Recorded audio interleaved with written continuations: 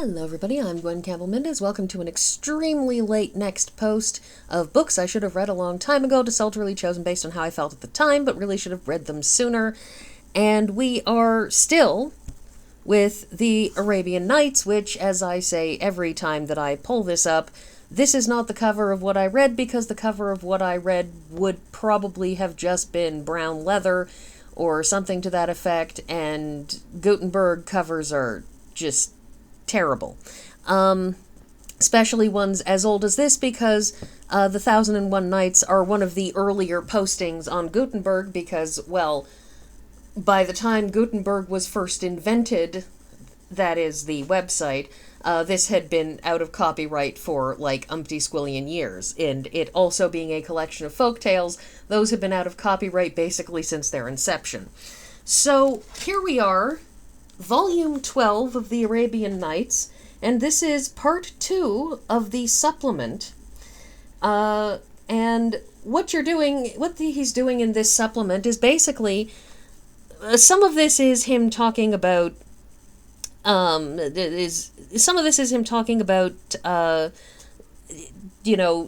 stories that show up in other variants on the Arabian Nights, and some of this is stories that were, the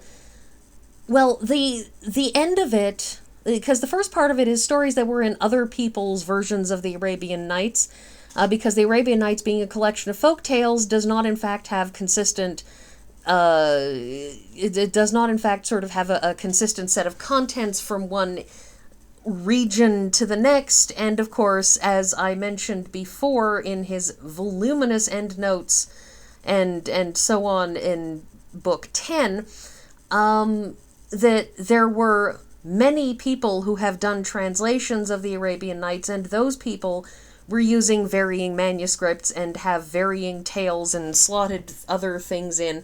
So you have that. But another thing that he raised was, of course, the fact that folk tales are, by their nature, something that travels from place to place, like folk songs.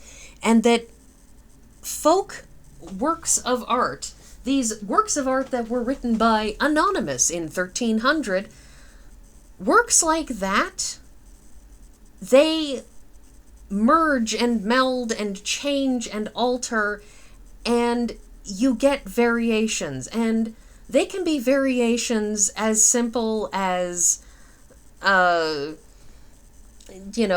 the end of Our Wedding Day, also known as She Moved Through the Fair, where, last night she came to me, my dead love came in, last night she came to me, she came softly in, so softly she came that her feet made no din, and then sometimes it's she laid her hand on me, and then sometimes it's she came close beside me, and this she did say, it will not be long, love, till our wedding day. I particularly favor the My Dead Love Came In just because it's so blunt about the fact that, yes, she died. She died, and she has come back as a ghost to tell her former fiancé, now, not widower, but, former fiancé, hey, soon you're going to be dead too. Isn't that great?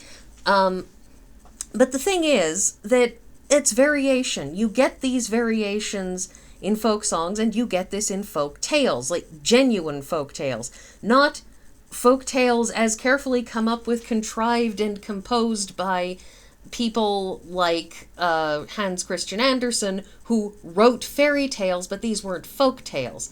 The Brothers Grimm, in their compendium of stories, they were collecting folk tales. They probably not so much sanitized them, but probably cleaned them up for publication in some ways. But the fact is that when you look at those, you can find similar stories that were collected in other places, stories that follow the same beats, that have similarly named characters, because they were genuine folk tales that had been passed down from person to person orally. It's an oral tradition. And while oral tradition had gone muchly by the wayside since the creation of literacy, because here's the thing about being literate and being able to write stuff down, it's really, really great if you want to make sure that your story remains unaltered in its form for centuries. in theory, I mean, there are variants in writing and people make mistakes in transcription all the time. But the point is, it's a lot easier for that to remain consistent and unchanged when it's written down in a format that people can't forget a word and swap in a new one because they didn't remember the word. I don't remember a character's name. I don't remember the exact number of people who went up against them in the army. You get that. And so, it's the thing about this. And so he has this collection of stories at the end that are of Indian origin, that are of Tamil origin, that are of Italian origin, that have been taken from the Decameron of all things. And they're all stories that, when you strip away the settings, when you strip away that they were saying this is by the river Ganges, when you strip away them saying that this man is from Rome, you are left with a story that exceedingly precisely resembles stories that appeared in these variants within variations of the 1001 Nights. So it's an interesting set of things there, and he has some discussion, but he also has some weird stories, like a story here that is kind of ripping off another story. But the interesting thing is, it's a story about a guy who, the Sultan of the city that he's living in, one of his concubines decides that she wants to have an affair with somebody. And so she takes off and she finds a random guy in the street and says, "Ooh, I like him," and starts having an affair with him. And then she gets caught, and she and all of the other concubines who were all cheating on the Sultan, which just seems like a bad idea to do it collectively all at once, they're all going to be executed. So the man she manages to get a hold of him and convince him to rescue her. So he rescues her and bails her out. And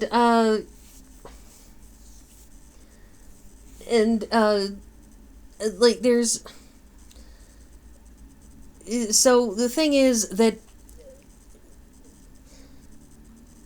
Oh no, this isn't that one. I had bookmarked this. I forgot. This is the one where the guy she had asked him to have an affair with her, but his friend had said, "Hey, why don't you hang out with me for the afternoon?" and then locked him in a room where he was locked in all day.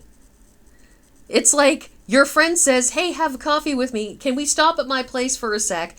"Sure, here, stay in my bedroom," and then locks you in for like 8 hours. And comes back and says, "Man, that was weird," says his friend. "Somebody caught me and locked me in a room for 8 hours," says his friend. And he's just like, "What are you, what? Anyways, so he goes rushing off to meet up with the woman he was going to have an affair with, and they find that there are 38 men crucified and 38 concubines. And the women in question who had all been having affairs, the men that they've been having affairs with had all been crucified by the Sultan. And he's like, "Wow, thank you, God, for having a friend who locked me in his bedroom for 8 hours. Because none is safe from the calamities of this world and the vicissitudes of time. But luckily, we will all have friends willing to lock us up for absolutely no reason." These stories are great. So there was that. And then I got hijacked because stylistically some of these are really wild. That there's a story about that is a variation of the three artful wives. Basically, he's discussing the Fuller, his wife, and the trooper, which is the story of the guy who he thinks his wife is cheating on him because she is, and he tries to catch her at it, and she manages to trick him repeatedly until finally one night when he's asleep, she and her lover No, they get him drunk or drug him or something, and she and her lover then dress him up as a Turkish soldier, and when he wakes up, he wanders off convinced that having woken up dressed as a Turkish soldier that he is one, and that's the last that they see of him, and the woman and her lover get to live happily ever after, I guess. It's a thing. Anyways, so you get this, that he starts talking about this story and starts quoting directly from it, the storyteller's own graphic terms. 3 whales of the sea of fraud and deceit, 3 dragons of the nature of thunder and the quickness of lightning, 3 defamers of honor and reputation, namely 3 men deceiving lascivious women. But what really caught my eye with this was when he started saying they were constantly entrapping the fawns of the prairie of deceit within the grasp of cunning, and plundered the wares of the caravans of tranquility of hearts of strangers and acquaintances by means of the edge of the scimitar of fraud.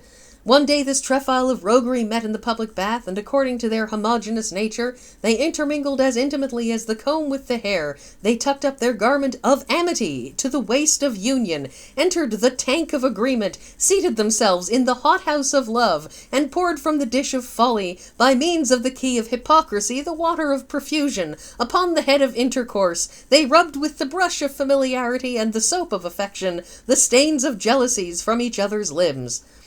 After a while, when they had brought the pot of concord to a boil by the fire of mutual laudation, they warmed the bath of association with the breeze of kindness. And I looked at this and I said, the only other time I've seen anyone talk like this is Dave Barry when he's just going for broke. But it's this weird thing. And they keep... There's a few others like this. I don't know if I bookmarked them.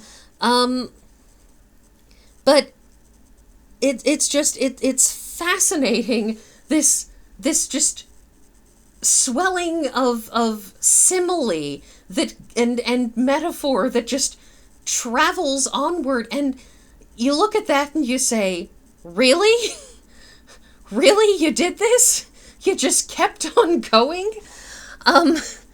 You don't see people writing like that very often if they're not being, sardonic or parodic or something. But apparently this is a thing. I noticed that.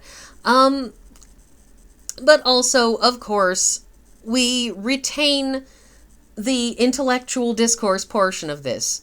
I have discussed the question of the genealogy of this tale elsewhere, but after a somewhat more minute comparative analysis of the several versions, I am disposed to modify the opinion which I then entertained.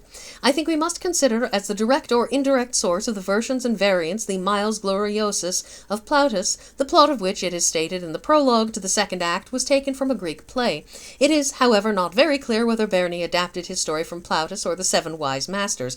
Probably from the former, since both the lady is represented to the captain and the cuckold as a twin sister, while in the SWM, the crafty knight pretends that she is his leman, come from Hungary with tidings that he may now with safety return home. On the other hand, in the SWM, as in Plautus, the lovers make their escape by sea, an incident which Burney has altered to a journey by land, no doubt in order to introduce further adventures for the development of his main plot. But then we find a point of resemblance between Burney and the SWM in the incident of the cuckold accompanying the lovers part of their way, in the latter to the seashore, while in Plautus the deceived captain remains at home to prosecute an amour and get a thrashing for his reward. In Plautus, instead of a wife, it is the captain's slave girl. It is curious that amidst all the masquerade of the Arabian story, the cuckold's wife also personates her supposititious twin sister, as in Plautus and Burney. Plautus, the houses of the lover and the captain adjoin, as is also the case in the modern Italian and Sicilian versions, while in Burney the SWM, the Arabian, and the Persian story cited this note, they are at some distance. And so on and so forth, because we are talking about, comparative storytelling. These are fascinating it's a fascinating read, this. And I have gone over time, but I'm just going to stop here because that's everything I have to say, actually. And I will see you all next week.